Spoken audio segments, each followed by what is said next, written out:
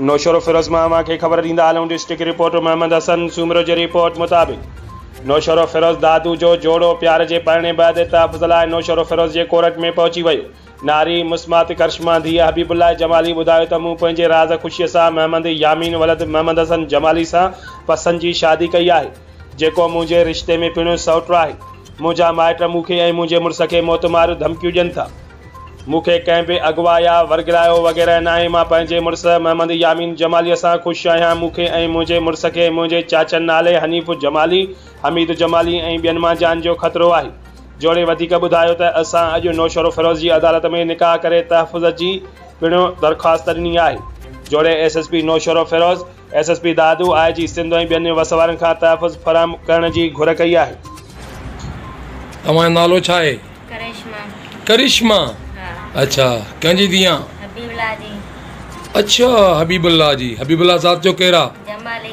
जमाली। किथे वेठा हो? मोत्री। अच्छा, मोत्री। हाँ। अच्छा, मोत्री। शहर कहिड़ो थो लॻेसि भरिसां? दादू। दादू जो ई? दादू। दादू लॻेसि थो? हाँ। ठीकु आहे। अच्छा, शादी कंहिंसां था कयो?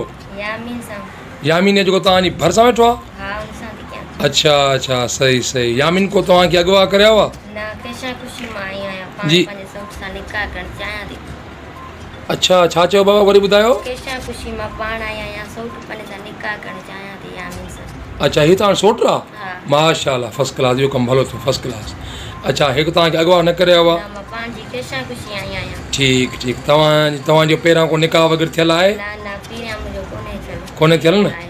अच्छा अच्छा। उमिरि तव्हांजी घणी आहे? 18 साल। 18 साल उमिरि आहे? हाँ। हिन निकाह ते तव्हां ते को प्रेशर त आहे?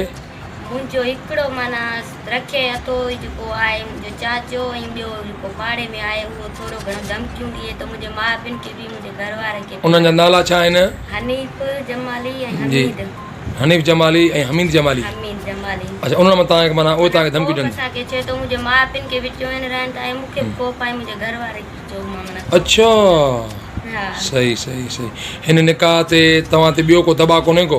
न, ॿियो को न आहे। इन्हनि मां असांखे कोप चई रहे थो। ठीकु आहे, हलो ठीकु आहे। अच्छा, हे जेके निकाहनामे ते फिगर प्रिंटूं या तस्वीरूं तव्हां जेके हणियूं आहिनि, पंहिंजी रज़ा ख़ुशी में साइनियूं कयूं आहिनि, पंहिंजी रज़ा ख़ुशी में, या तव्हां ते को दॿा आहे? न न, असांखे का बि परेशानी न आहे। मौलवी साहब खे इजाज़त तव्हां पाण ॾिनी आहे निकाह जी? पाण ॾिनी आहे, केशा ख़ुशी। ठीकु बाबा, सही आहे।